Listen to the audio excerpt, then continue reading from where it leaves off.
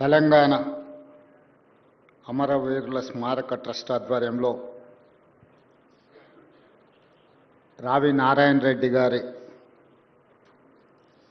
జాతీయ పురస్కారం అవార్డు కార్యక్రమానికి అధ్యక్షత వహించిన పెద్దలు చాడా వెంకటరెడ్డి గారు, ఈనాటి అవార్డు గ్రహీత తెలంగాణ సమాజం వారిని ఒక స్ఫూర్తిగా, వారు తెలంగాణ రాష్ట్ర ఏర్పాటు ప్రక్రియలో వారు పోషించిన పాత్ర ఈనాడు మాకందరికీ, ముఖ్యంగా మంత్రివర్గ సహచరులకు ప్రభుత్వాన్ని నడపడంలో వారి అనుభవాన్ని వినియోగించి సూచనలు చేస్తున్న జస్టిస్ సుదర్శన్ రెడ్డి గారు, అదేవిధంగా ఈ కార్యక్రమంలో పాల్గొన్న మిత్రులు ప్రభాకర్ గారు, ట్రస్టు సభ్యులు పెద్దలు ప్రతాప్ రెడ్డి గారు, నారాయణ గారు, సిపిఐ జాతీయ నాయకులే కాకుండా మాలాంటి వాళ్ళందరినీ క్రియాశీలక రాజకీయాలలో ప్రభావితం చేస్తూ ఉంటారు వారి ఉపన్యాసాల ద్వారా. శ్రీమతి రావి ప్రతిభ గారు, రత్నాకర్ రావు గారు, పల్లా వెంకటరెడ్డి గారు, కె శ్రీనివాసరెడ్డి గారు, పెద్దలు శాసనమండలి సభ్యులు, political JAC chairperson professor Kodandaram గారు, ప్రభుత్వ సలహాదారులు వేం నరేందర్ రెడ్డి గారు, శాసనమండలి సభ్యులు నెల్లికంటి సత్యం గారు, శాసనమండలి సభ్యులు అద్దంకి దయాకర్ గారు, భువనగిరి శాసనసభ్యులు మిత్రులు కుంభం అనిల్ రెడ్డి గారు, వేదిక మీద ఉన్న పెద్దలు, ఈ కార్యక్రమంలో పాల్గొన్న కామ్రేడ్ సోదరులందరికీ ఈ సందర్భంగా అభినందనలు తెలియజేస్తున్నాను. మిత్రులు వందే మాత్రం శ్రీనివాస్ గారు మనల్ని అందరినీ ప్రభావితం చేయగలిగిన గొంతుతో రావి నారాయణ రెడ్డి గారి గురించి ప్రత్యేకమైన పాట ద్వారా వారికి ప్రజలతో ఉన్న అనుబంధాన్ని ఇక్కడ ప్రస్తావించడం జరిగింది. మిత్రులారా, ఈరోజు ఆనాడు భూస్వామ్య కుటుంబంలో జన్మించిన ప్రజలు పడుతున్న కష్టాలు, రాజులు రాచరిక పోకడలు, అరాచక చర్యలను వ్యతిరేకిస్తూ రావి నారాయణ రెడ్డి గారు నిజాం పాలకులకు వ్యతిరేకంగా సాయుధ పోరాటంలో ముందు భాగాన నిలబడి వారు పోరాటం చేసిండ్రు. వారు పోరాటం చేయడమే కాదు, వారికి ఉన్న దాదాపుగా 500 ఎకరాల భూమిని పేదలకు పంచిపెట్టి ఒక స్ఫూర్తిని, రాచరికానికి వ్యతిరేకంగా అరాచక పరిపాలన కొనసాగిస్తే ప్రజల స్వేచ్ఛను హరించినప్పుడు, ప్రజల యొక్క హక్కులకు భంగం కలిగించినప్పుడు ప్రజలలో తిరుగుబాటు వస్తుంది, అది సాయుధ పోరాటంగా మారుతుంది అని చెప్పి రావి నారాయణ రెడ్డి గారు ఆనాడు నిరూపించారు. వారితో పాటు చాలామంది ఆనాటి సాయుధ రైతాంగ పోరాటంలో ఆరుట్ల కమలాదేవి గారు కావచ్చు, ఆరుట్ల రామచంద్రారెడ్డి గారు కావచ్చు, మల్లు స్వరాజ్యం గారు కావచ్చు, ధర్మభిక్షం గారు కావచ్చు, ఇలా చెప్పుకుంటూ వెళ్తే చరిత్రలో చాలామంది స్వేచ్ఛ కోసం, వెట్టి చాకిరి విముక్తి కోసం సర్వం త్యాగం చేసి ఆనాడు పోరాటం చేశాం. ఇంతకుముందు ప్రతాప్ రెడ్డి గారు భారతదేశానికి ఆగస్టు 15, 1947లో స్వతంత్రం వస్తే సెప్టెంబర్ 17, 1948 వరకు ఈ ప్రాంతానికి విముక్తి కలగలేదు. హైదరాబాద్ సంస్థానంలో ఆనాడు రాచరిక పాలనలో మగ్గుతున్నప్పుడు ఈ ప్రాంత ప్రజలు చదువుకున్న వాళ్ళే కాదు, చదువులేని వాళ్ళు స్వేచ్ఛ కావాలి, ఇక రాచరికం చేతిలో మేము నలిగిపోదలుచుకోలేదు, సర్వం ఒడ్డుతాం, మేము స్వేచ్ఛను సాధిస్తాం, ఈ వెట్టి చాకిరి విముక్తి నుంచి మేము బయటపడతాం, వెట్టి చాకిరి నుంచి అని చెప్పి ఆనాడు పోరాటం చేయడం జరిగింది. నాకు తెలిసినంత వరకు బండి యాదగిరి బండి వెనక బండి కట్టి 16 బళ్ళు కట్టి ఏ బండ్లో పోతావు కొడుకో నైజాం సర్కారోడా అని ఏదైతే స్ఫూర్తిని జానపదాన్ని జనపదంలోకి తీసుకొచ్చిండో వారు కూడా నిరక్షరాస్యులే.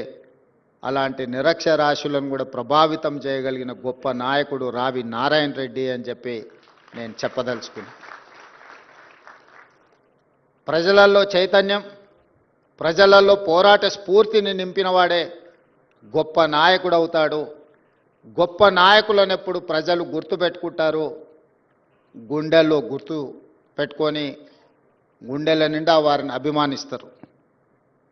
స్వతంత్రం వచ్చి భారత రాజ్యాంగాన్ని రచించుకొని మొట్టమొదటి పార్లమెంట్ ఎన్నికలు ఈ దేశంలో నిర్వహించినప్పుడు ఈ దేశంలోనే అత్యధిక మెజారిటీతోని గెలిచిన గొప్ప నాయకుడు రావి నారాయణ రెడ్డి మొట్టమొదటి ప్రధానమంత్రి పండిట్ జవహర్లాల్ నెహ్రూ గారి కంటే కూడా అత్యధిక మెజారిటీతోని పార్లమెంట్ సభ్యుడిగా ఎన్నిక అయ్యిండు అని అంటే ప్రజలకు వారి పట్ల ఉన్న నమ్మకం, విశ్వాసం, వారు ప్రజల కోసం చేసిన త్యాగానికి, పోరాటానికి గుర్తింపే భారతదేశ మొట్టమొదటి పార్లమెంట్ ఎన్నికల్లో వారికి అత్యధిక మెజారిటీ రావడం.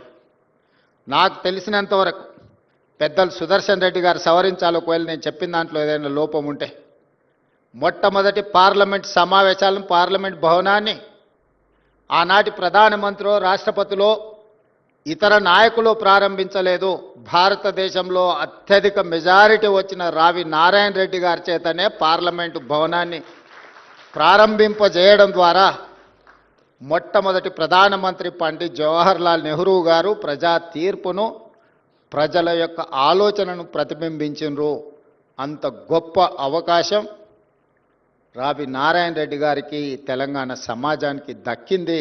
అది రావి నారాయణ రెడ్డి గారికి దక్కిన గౌరవం కాదు, ఈ తెలంగాణ సమాజానికే దక్కిన అరుదైన గౌరవం అని చెప్పి నేను ఈ సందర్భంగా తెలియజేయదలుచుకున్నాను.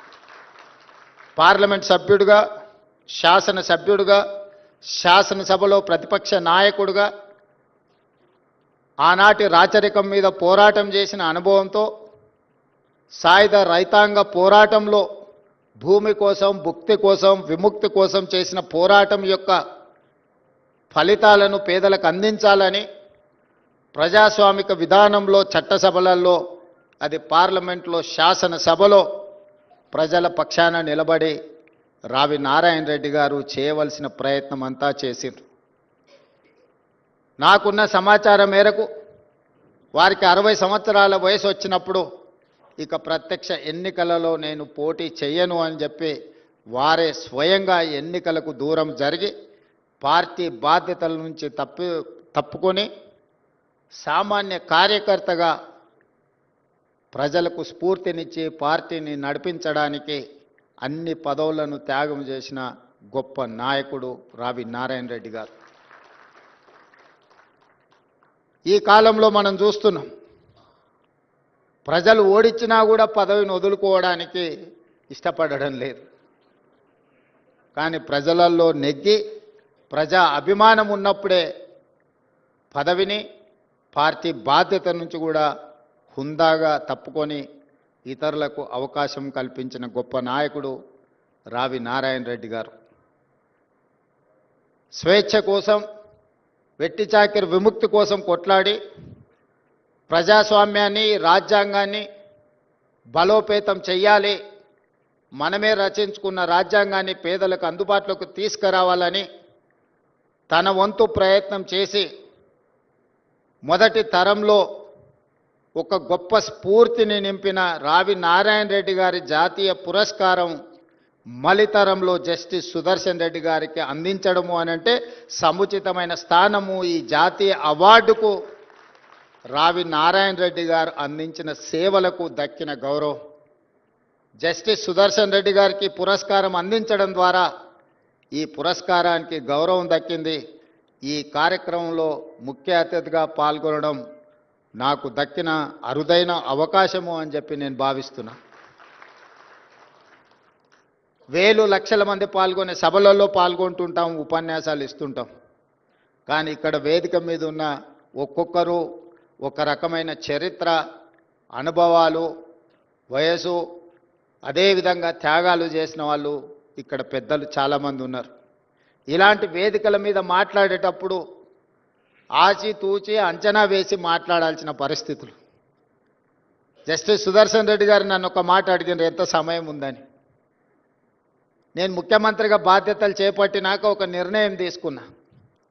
నాకంటే చిన్నవాళ్ళు ఉంటే సమయం నేను చెప్పాలి, నాకంటే పెద్దవాళ్ళు ఉంటే వాళ్ళు ఇచ్చిన సమయం అంతా కూర్చోవాలి అని. అందుకే మీరు ఎంతసేపు ఆదేశిస్తే నేను అంతసేపు ఉంటాను. మీరు ఈ సమాజానికి ఇవ్వాల్సిన సందేశాన్ని మీరు ఇవ్వండి. ఎందుకంటే ఈనాడు ఆ స్ఫూర్తి తగ్గుతా పోతూ ఉంది. తొలి తరంలో ఒక బూర్గుల రామకృష్ణారావు గారు, పివి నరసింహారావు గారు, రావి నారాయణ రెడ్డి గారు లాంటి వాళ్ళు మనకు స్ఫూర్తినిస్తే, మలితరంలో జైపాల్ రెడ్డి గారు, జస్టిస్ సుదర్శన్ రెడ్డి గారు లాంటి వాళ్ళు మమ్మల్ని ప్రభావితం చేస్తున్నారు. 50 సంవత్సరాలు సుదీర్ఘకాలం శాసనసభ్యుడిగా, పార్లమెంట్ సభ్యుడిగా, రాజ్యసభ్యుడిగా, కేంద్ర మంత్రిగా, ఐఎన్పిఆర్ మంత్రిగా, వివిధ హోదాలలో పెట్రోలియం శాఖ మంత్రిగా, అర్బన్ డెవలప్మెంట్ మినిస్టర్గా, ఉత్తమ పార్లమెంటేరియన్గా, దక్షిణాది రాష్ట్రాలలోనే మొట్టమొదటి ఉత్తమ పార్లమెంటేరియన్గా రాణించిన జైపాల్ రెడ్డి గారు లాంటి వాళ్ళు, ఆ తరానికి సంబంధించిన జస్టిస్ సుదర్శన్ రెడ్డి గారు లాంటి వాళ్ళు ఈరోజు తెలంగాణ సమాజానికి ఒక స్ఫూర్తినిచ్చేవాళ్ళు. అలాంటి వాళ్ళు పాల్గొన్న సమావేశాలలో పాల్గొని వారు చెప్పే వారి అనుభవాలను వినడం ద్వారా పరిపాలనలో నిర్ణయాలు తీసుకునే సందర్భంలో అవి మాకు ఉపయోగపడుతూ ఉంటాయి. అందుకే ఇలాంటి సమావేశాలకు వచ్చినప్పుడు సమయంతో కొలవకుండా వాళ్ళ అనుభవం నుంచి ఏమైనా నేర్చుకుందామన్న ఆలోచనతోనే నేను ఈ సమావేశాలలో పాల్గొంటుంటా. జైపాల్ రెడ్డి గారి గురించి కూడా ఒక మాట చెప్పాలి.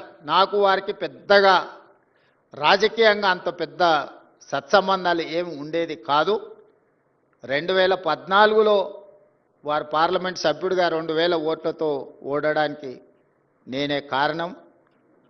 కానీ ఏ రోజు కూడా వారు నన్ను ఎప్పుడు ద్వేషించలే. 2019లో వారిని పార్లమెంట్ సభ్యుడిగా నిలబడమని నేనే స్వయంగా వెళ్ళి వారితో కూర్చున్నా. ఈసారి ఎట్లయినా మీరు ఎన్నికల్లో నించోండి, మీ గెలుపు కోసం ప్రయత్నం చేస్తాం. 2014లో జరిగిన తప్పిదాన్ని 19లో సరిదిద్దాలనుకుంటున్నాం. మీరు పార్లమెంట్ సభ్యుడిగా పోటీ చేయండి. మోడీ గారు లాంటి ఫ్యాసిస్టులు ఈరోజు పరిపాలన సాగిస్తుంటే మీలాంటి వాళ్ళు చట్టసభలలో ఉండాల్సిన అవసరం ఉన్నది. నిబద్ధత కలిగిన, ప్రశ్నించగలిగిన శక్తి సామర్థ్యాలు ఉన్న మీలాంటి వాళ్ళు ఎన్నికల్లో పోటీ చేయాలని వారిని నేను స్వయంగా కలిసి మాట్లాడిన. కానీ వారు అన్నారు, తరం మారింది, ఇక మేము ప్రత్యక్ష ఎన్నికల్లో పోటీ చేయడం సమంజసం కాదు, నేను ఎన్నికల్లో పోటీ చేయను, మీరు ఎన్నికలను పోటీ చేయండి, మీకు అవసరమైన మా అనుభవాన్ని మీకు అందిస్తామని 2019 ఎన్నికల సందర్భంగా జైపాల్ రెడ్డి గారు అనడం జరిగింది. అంటే సమాజంలో వస్తున్న మార్పును, ప్రజల ఆలోచనను వాళ్ళ యొక్క శైలిలో ఎన్నికలను, ప్రజాస్వామ్యాన్ని చూస్తూ ఇప్పుడు మేము ఆదర్శంగానో లేకపోతే మేము మీకు మార్గదర్శకులుగా నిలబడాల్సిన సందర్భం.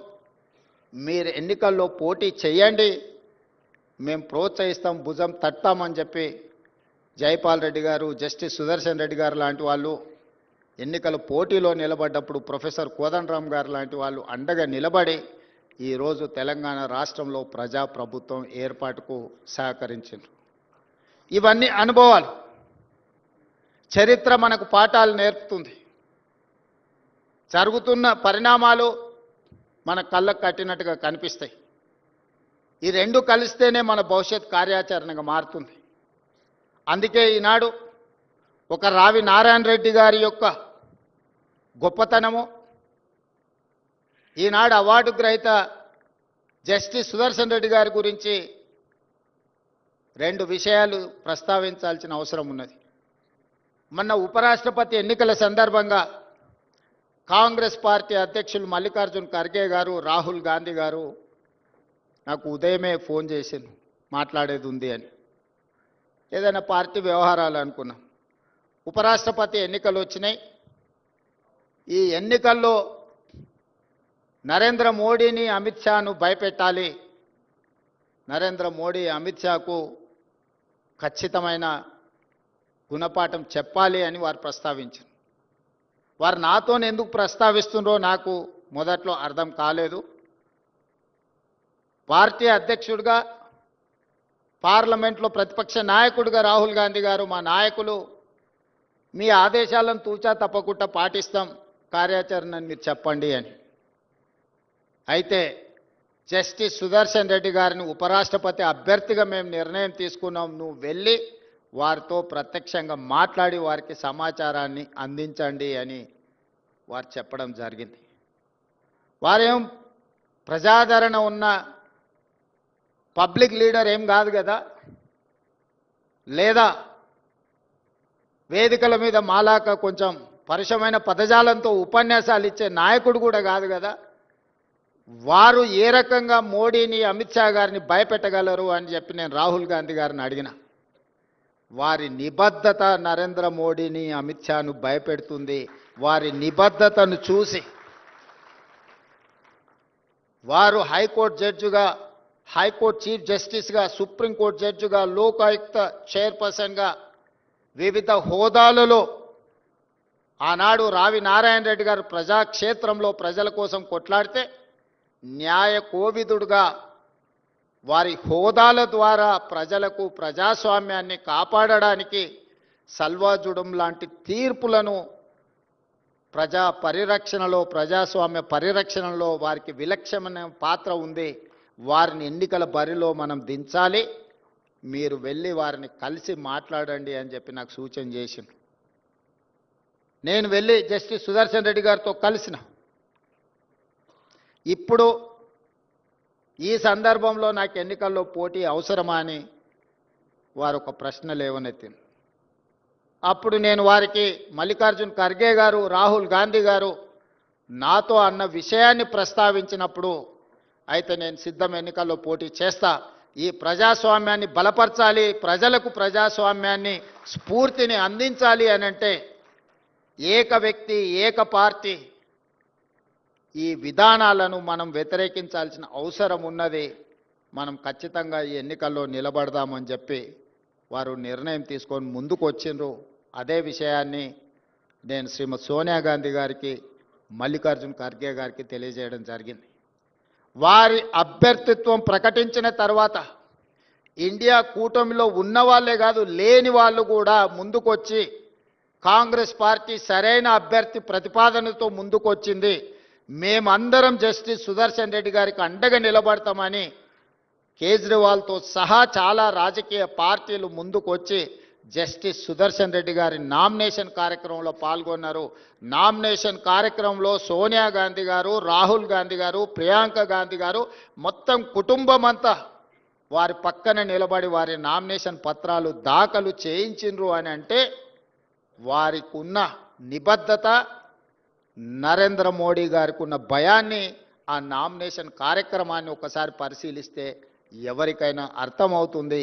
వారు మన తెలంగాణ బిడ్డ, మన మధ్యలో ఉండడం, ఈనాడు రావి నారాయణ రెడ్డి గారి జాతీయ పురస్కారం వారికి ఇవ్వడం అని అంటే సముచితమైన వ్యక్తి సరైన సందర్భంలో ఈ పురస్కారాన్ని అందించినట్టుగా నేను భావిస్తున్న నిర్వాహకులకు అందరికీ కూడా మనస్ఫూర్తిగా నేను అభినందనలు తెలియజేస్తున్నాను. సరైన సమయంలో సరైన నిర్ణయం మీరు తీసుకున్నందుకు మనస్ఫూర్తిగా అభినందిస్తున్నా. అదేవిధంగా నిన్న మన రాష్ట్రంలో నేను లేను కానీ జరుగుతున్న పరిణామాలను నిశ్చితంగా గమనిస్తూనే ఉన్నాను. ఎక్కడున్నా ఓ కన్నీటి వేస్తూనే ఉంటాం. అక్కడ చదువుకోవడానికి వెళ్ళినప్పుడు నారాయణ గారు అడుగుతున్నారు ఎంతసేపు ఉంటాయి క్లాసులని. ఉదయం 7 నుంచి సాయంత్రం 7 వరకు క్లాసులు జరుగుతూనే ఉంటాయి. అన్ని క్లాసులు అటెండ్ అవుతూనే ఉన్నా. ఎందుకనంటే మనం తెలుసుకోవాలని కావాలని హార్వర్డ్కి వెళ్ళి జాయిన్ అయినాం కాబట్టి క్లాసులలో క్రమశిక్షణ కలిగిన విద్యార్థిగా నేర్చుకోగలిగినంత నేర్చుకోవాలనేదే నా ఆలోచన. అయితే రాష్ట్రంలో జరుగుతున్న పరిణామాలు ఒక వింత వాతావరణానికి దారితీస్తున్నాయి. రావి నారాయణ రెడ్డి గారిని చూసిన తర్వాత, వారి కుటుంబాన్ని వారి మన్మరాల్ని ఈ మధ్యకాలంలో కలిసిన తర్వాత, వారు చేసిన పోరాటం, వారు చేసిన త్యాగం, వారు నిర్వహించిన బాధ్యతలను చూసిన తర్వాత, మరి ఇన్ని హోదాలు ఇన్ని బాధ్యతలు చేస్తే వేల కోట్ల రూపాయల ఆస్తులు ఉండాలి కదా, అంతస్తులు ఉండాలి కదా, 7 అంతస్తుల మేడలు ఉండాలి కదా అని నాకు అనిపించింది. ఎందుకంటే ఈ మధ్యకాలంలో కొంతమంది తెలంగాణ జాతిపిత అని వాళ్ళే టైటిల్స్ ఇచ్చేసుకుంటారు. ఉద్యమకారుడు అనే పదాలు వాళ్ళే రాసేసుకుంటారు. చేసిన తప్పులకు పోలీసులు నోటీసులు ఇస్తే తెలంగాణ జాతిపితకు నోటీసు ఇవ్వడం అంటే మొత్తం తెలంగాణ సమాజానికే నోటీసు ఇచ్చినట్టు అంటారు. ఒక ఉద్యమకారుడిని ఈ రకంగా మీరు అవమానిస్తారా అంటారు. నిజంగానే తెలంగాణ జాతిపితనే అయితే ఆనాటి జాతిపిత దేనికే ఆదర్శంగా నిలబడ్డాడు? ఏదైనా పదవి తీసుకున్నాడా? పోని కుటుంబం కోసం ఏదైనా అడిగిండా? 30 సంవత్సరాలు బ్రిటిషర్స్ మీద కొట్లాడితే కట్టె ఎత్తడానికి కూడా ధైర్యం చాలలే.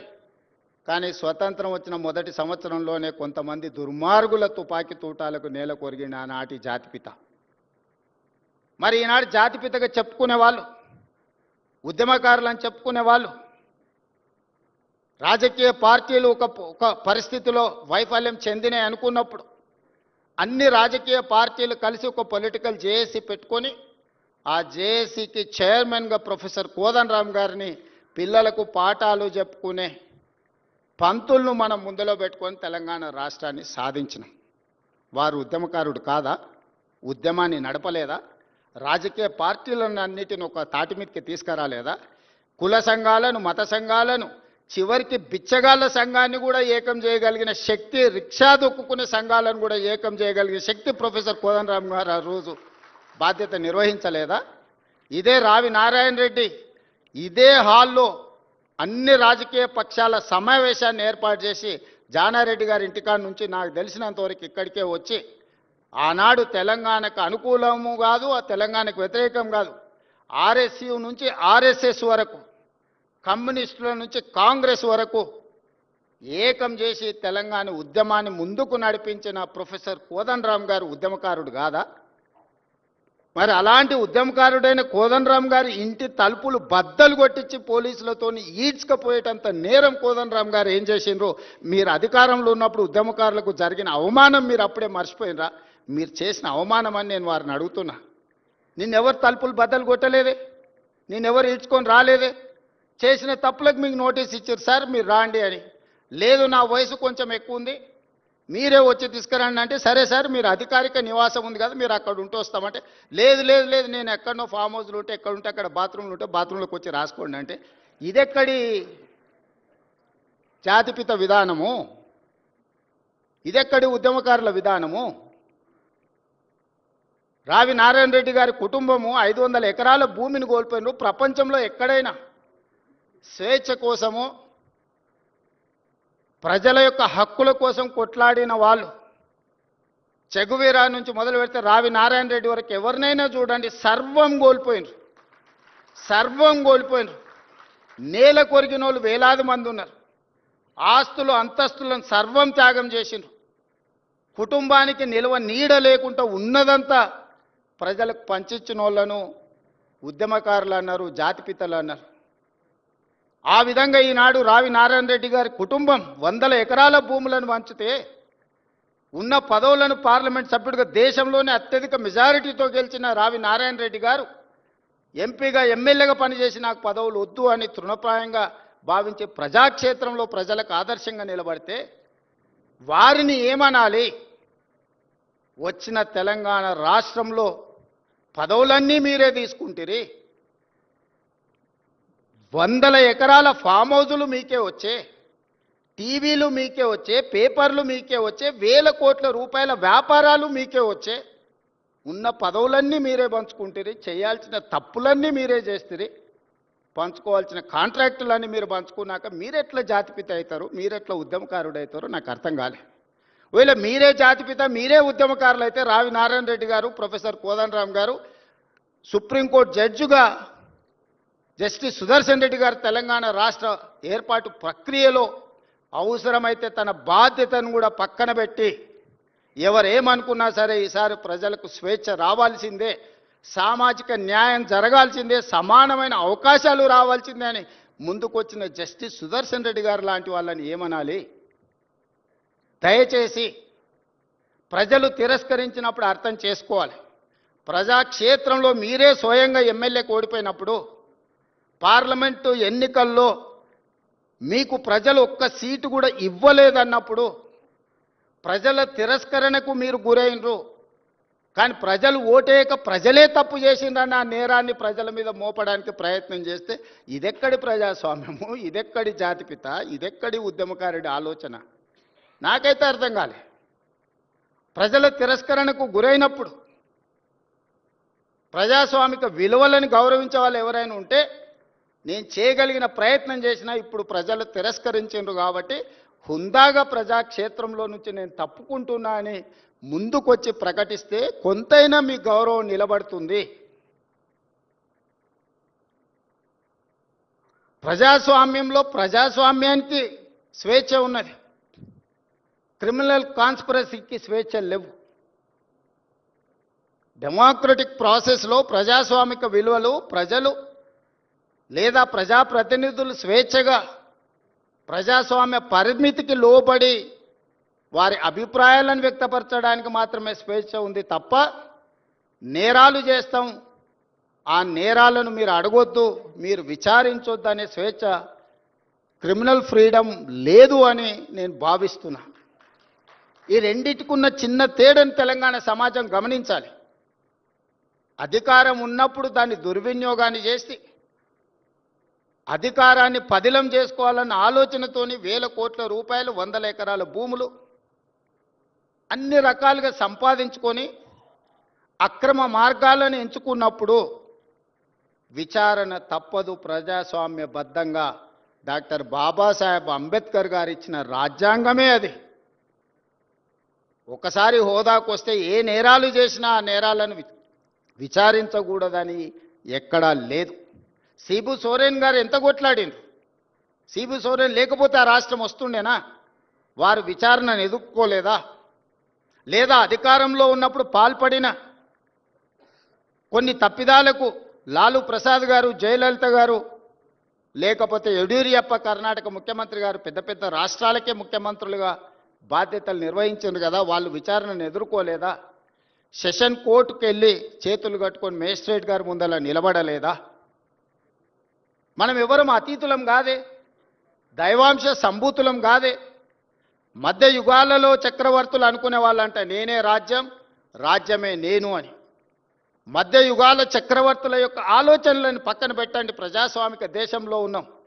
మధ్య యుగాల చక్రవర్తులు రాజుకు బాధ వస్తే రాజ్యానికి బాధ వచ్చినట్టు, రాజుకు సంతోషం కలిగితే రాజ్యమంతా సంతోషంగా ఉన్నట్టు మధ్య యుగాలలో చక్రవర్తులు అనుకునేవాళ్ళు. మధ్య యుగాల చక్రవర్తులు ఈనాడు కాలం చెల్లింది. ఈరోజు ప్రజాస్వామిక బద్ధంగా జరిగే విచారణలు ఎవరైనా ఎదుర్కోవాల్సిందే. ఆనాడు మీరు చేసిన తప్పిదాలు, కోదండరామ్ గారి తలుపులు బద్దలు కొట్టినప్పుడు ఒక్కసారైన ఉద్యమకారుడిని, తెలంగాణ రాష్ట్ర సాధనలో అందరినీ ఏకం చేసి నడిపించిన వాళ్లకు ఈ రాష్ట్రంలో ఇంత అవమానం జరగకూడదు వచ్చిన రాష్ట్రంలో అని ఒక్కసారైనా ఆలోచన చేసిండ్రా? వారు ఉన్నప్పుడు చట్టసభలలో రానిచ్చే అవకాశం కూడా ఇవ్వలే. ప్రజా పరిపాలన ఏర్పడ్డ తర్వాత వారిని శాసనమండలి సభ్యులుగా పెద్దల సభలో ఉండాలని పంపిస్తే సుప్రీంకోర్టు వరకు కేసేసి కొట్టేయించిన చరిత్ర మీది. అంత నేరం కోదండరామ్ గారు ఏం చేసిండ్రని నేను అడుగుతున్నా. నువ్వు ఇవ్వకపోతే ఇవ్వకపోయినా నీకు నచ్చలేదు, నువ్వు ఇవ్వలేదు, నచ్చితే నజరానా, నచ్చకపోతే జుర్మానా, నీ విధానం సరే మంచిది, నీ విధానానికి ప్రజలు కూడా ఓ తీర్పు ఇచ్చారు. అరే పెద్ద మనిషి పెద్దల సభలో ఉండాలి, మాలాంటి యువకులకు వారు ప్రజల నుంచి నిత్యం ప్రజల మధ్యలో ఉంటారు, ప్రజల నుంచి సమస్యలు తెలుసుకుంటారు, వాటిని చట్టసభలలో ప్రస్తావిస్తే ఆ సమస్యలు పరిష్కరించవచ్చని ఒక మంచి ఆలోచనతోని వారిని పెద్దల సభకు తీసుకొస్తే, ఆ తీసుకొచ్చిన పెద్దల సభలోకి తెచ్చిన అంశాన్ని కూడా సుప్రీంకోర్టు వరకు కేసులేసి కొట్లాడి కొట్టేయించాల్సినంత తప్పిదం ప్రొఫెసర్ కోదండరామ్ గారు ఏం చేసిందని నేను ఈ వేదిక మీద నుంచి అడుగుతున్నా. ఇలాంటి విషయాలు ఎన్నో మన సమాజంలో ఉన్నాయి. అందుకే కమ్యూనిస్టు సోదరులను మీరు పోరాటాలు చేసిండ్రు, మీరు నినాదాలు ఇచ్చిండ్రు, మీరు చేసిన పోరాటాలకు మీరు ఇచ్చిన నినాదాలకు చట్టబద్ధత చేసింది కాంగ్రెస్ పార్టీ. రైతు కూలీ సంఘాలు పెట్టి హక్కుల కోసం మీరు కొట్లాడినారు, కనీస వేతనాల కోసం మీరు కొట్లాడినారు. కనీస వేతన చట్టం కాంగ్రెస్ పార్టీ చేసింది. రైతులు పండించిన పంటకు గిట్టుబాటు ధర ఉండాల్సిందే అని రైతాంగ పోరాటాలు మీరు చేశారు. కనీస మద్దతు ధరను కాంగ్రెస్ పార్టీ చేసింది. దున్నేవాడికే భూమి ఉండాలనే నినాదాన్ని భూమి నుంచి ఆకాశం వరకు మీరు వినిపించారు. అగ్రికల్చర్ సీలింగ్ యాక్ట్ తీసుకొచ్చి పేదలకు భూములు పంచిపెట్టి పట్టాలిచ్చి జాగీర్దారుల దగ్గర జమీందారుల దగ్గర ఉన్న భూముల లక్షలాది ఎకరాలను సేకరించి ఆ పట్టాలను కాంగ్రెస్ పార్టీ ఇచ్చింది. అడవులలో ఉండే ఆదివాసీలకు అటవీ హక్కుల చట్టం ఉండాలి, వాళ్ళ హక్కులను కాపాడాలి అని మీరు కొట్లాడితే 2006 అటవీ హక్కుల చట్టాన్ని తీసుకొచ్చి పోడు భూముల పట్టాలు 10 లక్షల ఎకరాలకు పంచిపెట్టి చట్టబద్ధత కాంగ్రెస్ పార్టీ కల్పించింది. ప్రజాక్షేత్రంలో ఉండి కొట్లాడి ప్రజల పక్షాన నిలబడి వాళ్ళ తరఫున మాట్లాడే గలం ఎర్రజెండా. ఎర్రజెండా కొట్లాడిన ప్రతి అంశాన్ని చట్టాన్ని చేసిన చరిత్ర కాంగ్రెస్ది. నాణానికి రెండు వైపు ఎలానో ప్రజలకు కూడా కమ్యూనిస్టులు కాంగ్రెస్ పార్టీ అంతే అవసరం. ఈనాడు మోడీ లాంటి వాళ్ళు 1 నేషన్ 1 ఎలక్షన్ అంటున్నారు. ఇది 1 నేషన్ 1 ఎలక్షన్ కాదు, 1 పర్సన్ 1 పార్టీ అనే విధానాన్ని తీసుకురావాలని ఈరోజు దేశంలో ప్రయత్నం చేస్తున్నారు. మొన్న జరిగిన పార్లమెంట్ ఎన్నికల్లో 400 సీట్లు అడిగింది రాజ్యాంగంలో మార్పులు తేవడానికి కాదు, రాజ్యాంగాన్ని తొలగించడానికి. రాజ్యాంగంలో మార్పులు తేవడానికి సింపుల్ మెజారిటీ చాలు. 123 సార్లు ప్రజల అవసరాల కోసం మనం రాజ్యాంగాన్ని సవరించుకున్నాం. జస్టిస్ సుదర్శన్ రెడ్డి గారు చాలా రాజ్యాంగ సవరణల గురించి వారు ప్రస్తావించారు.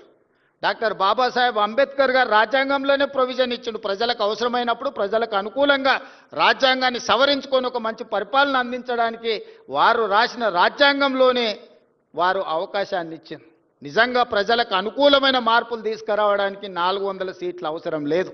రాజ్యాంగాన్ని రద్దు చేయాలన్న దుర్మార్గమైన ఆలోచనతో 400 సీట్లు అడిగితే ప్రజలు సింపుల్ మెజారిటీ కూడా ఇవ్వకుండా ప్రజలు తెలివిగా వ్యవహరించి ఆ పార్టీని నియంత్రించిండ్రు. ఇప్పుడు పరోక్షంగా ప్రజలకు రాజ్యాంగం ద్వారా ప్రసాదించబడిన ఓటు హక్కును కాలరాయాలని కుట్ర జరుగుతుంది. దానికి పర్యాయ పదమే ఎస్ఐఆర్ రూపంలో తీసుకొచ్చారు. ఆనాడు పేదలకు ఓటు హక్కు ఉండాలనా వద్దా అని చర్చ జరిగినప్పుడు గోల్వాల్కర్ విధానాన్ని సిద్ధాంతాన్ని నమ్మినోళ్ళు పేదలకు ఓటు హక్కు ఉండొద్దు అని అంటే, పేదవాడికి ఆయుధమే ఓటు అవుతుంది, పేదవాడిని ఎవడు పరిపాలించాలని వాళ్ళు నిర్ణయం తీసుకుంటారని ఆనాడు నెహ్రూ అదేవిధంగా అంబేద్కర్ గారు ఓటు హక్కునిచ్చిండ్రు. ఆ ఓటు హక్కును కాలరాయడానికి కుట్ర జరుగుతుంది. కమ్యూనిస్టు సోదరులు గ్రామాలలో చైతన్యం తీసుకురావాలి. ఈరోజు ఎన్నో విషయాల గురించి మాట్లాడుతారు. మీ తాతలు ముత్తాతలు ఎక్కడ పుట్టినరో వాటి వివరాలు తీసుకురండి అని రాహుల్ గాంధీ గారు ఒకే ఒక్క మాట అడిగింది, మోడీ గారు మీరు చదువుకున్న సర్టిఫికెట్ ఒకటి చూపించండి అని. ఆ సర్టిఫికెట్ మాత్రం చూపించాడంటే ఆర్టీఐ కూడా అతీతం అంటది. మోడీ గారి చదువు గురించి చదువుకున్న సర్టిఫికెటే అడిగిండ్రు. ఇప్పుడు నేను హార్వర్డ్ పోయి వచ్చిన, నారాయణ గారిని సర్టిఫికెట్ ఏడుందంటే తెచ్చి చూపిస్తా, సార్ ఇదో సర్టిఫికెట్ హార్వర్డ్లో నాకు ఇచ్చిరని. నేను చదువుకున్నది నిజమైనప్పుడు, నాకు పట్టా ఇచ్చింది నిజమైనప్పుడు చూపించడానికి ఉన్న సమస్య ఏంది? ఎక్కడ చదువుకున్నానో ఏ యూనివర్సిటీ నాకు ఇచ్చిందో చూపించడానికి ఉన్న సమస్య ఏంది? మీ చదువుకున్న సర్టిఫికెటే ఒక రహస్యమైనప్పుడు చదువులేని చదువుకోని చదువుకోవడానికి అవకాశం లేని నిరుపేదలను ఎన్నో నిబంధనలు పెట్టి వాళ్ళ ఓటు హక్కును కాల రాస్తే రేపు వాళ్ళకు రేషన్ కార్డు ఉండదు, ఆధార్ కార్డు ఉండదు, వాళ్ళకున్న భూమి ఉండదు, ప్రభుత్వం ఇచ్చే సంక్షేమ పథకం ఉండదు. దీని వెనకాల కుట్ర ఉంది, పేదవాళ్ళని అణచేయాలన్న ఆలోచన ఉంది. రాజ్యాంగాన్ని ఒక రూపంలో పూర్తిగా సమూలమైన మార్పు తీసుకురావాలనేది ఆ రూపంలో అవకాశం లేదు కాబట్టి ఇంకొక రూపంలో ఈరోజు దాడి జరుగుతుంది రాజ్యాంగం మీద. మనం అందరం కూడా అప్రమత్తంగా ఉండాలి, చైతన్యపరచాలి ప్రజల్ని, ప్రజలలో చైతన్యం తీసుకొచ్చి ముందుకు వెళ్ళాలి. రావి నారాయణ రెడ్డి గారి గురించి వివిధ అంశాలను నిర్వాహకులు ప్రస్తావించారు. ఈ వేదిక మీద కాదు, నేను ప్రత్యేకంగా మున్సిపల్ ఎన్నికల తర్వాత వాళ్ళని పిలిచి కూర్చోబెట్టి పాఠ్యాంశంలో ఏం చేర్చాలి, వారి విగ్రహం ఎక్కడ పెట్టాలి, వారికి సముచితమైన గౌరవం తెలంగాణలో ఏ విధంగా ఇయ్యాలనో తప్పకుండా అవార్డు గ్రహీతతో సహా నిర్వాహకులను అందరిని కూడా అధికారికంగా సచివాలయానికే పిలిచి మీ అందరితో మాట్లాడి చెయ్యగలిగిన ప్రతి పనిని తప్పకుండా వారి గౌరవం పెంచడానికి ఈ ప్రభుత్వం ఎప్పటికీ అందుబాటులో ఉంటుంది. అందరిని పిలిచి కూర్చోబెట్టి మాట్లాడి నేను క్యాబినెట్ మినిస్టర్స్ని కూడా పిలిచి మాట్లాడేసి రావి నారాయణ రెడ్డి గారికి తెలంగాణ సమాజంలో సముచితమైన గౌరవం ఇచ్చే బాధ్యత ఈ ప్రభుత్వాన్ని. ఏమి చేయాలి, ఎట్లా చేయాలనేది మీతో చర్చించి నిర్ణయం తీసుకుంటాం. ఆ విధమైన కార్యాచరణతో ముందుకు వెళ్తుందని తెలియజేస్తూ మీ అందరి దగ్గర సెలవు తీసుకుంటున్న ధన్యవాదాలు మిత్రులారా.